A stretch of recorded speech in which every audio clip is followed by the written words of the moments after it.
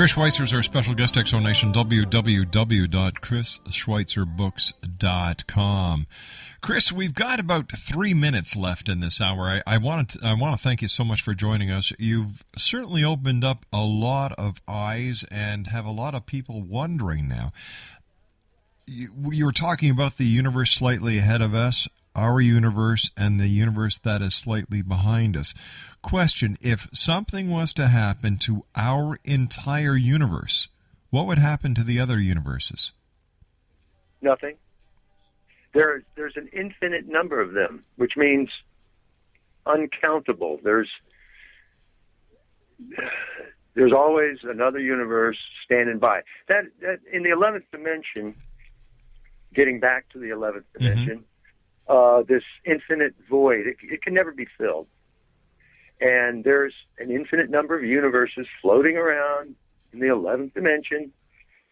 And the 11th dimension has different areas, just like anything else. Some areas it's very compacted with other universes, and they're banging into each other all the time. Then other areas of the 11th dimension, there's just one lonely little universe floating around out there. Well, wait a minute. Am I not correct in remembering my basic science that the atoms are always running around banging into each other as well, so that if we extrapolate and look at the size of an atom compared to the size of a universe, we have the same thing except on a much grander scale? Yeah, it's called symmetry. Right. Or if you want to be a physics guy, it's called supersymmetry.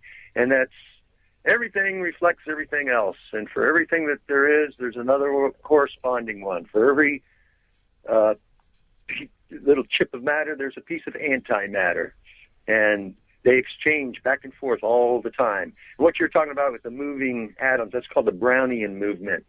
And that can be observed, too, with a microscope slide, a drop of acetone, and some India ink. So people can see a lot of stuff and realize that you don't have to be in a physics laboratory. A piece of cardboard and a flashlight, a laser pointer and a glass of whiskey, or a drop of acetone and some India ink, and you can see the stuff I'm talking about. Chris, we're coming down to about 40 seconds. Let our listeners know how they can find out more about you and what you're going to be up to in the near future.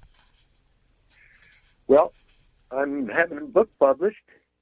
It's going to be out soon. You can find it at chrisschweitzerbooks.com. The marketing department of the publisher is still working on the title. It's either going to be The Parallel Principle or The Anthropic Paradox.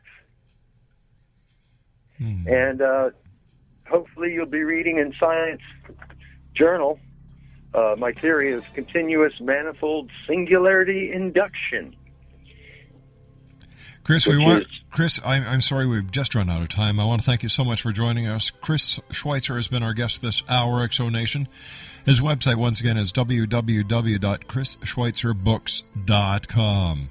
I'll be back on the other side of this news break at 6.5 minutes past. We're going to be talking to Nora Novak about art damaged as the X Zone continues from our studios in Hamilton, Ontario, Canada, on the Talkstar Radio Network and X Zone Broadcast Network. Don't go away.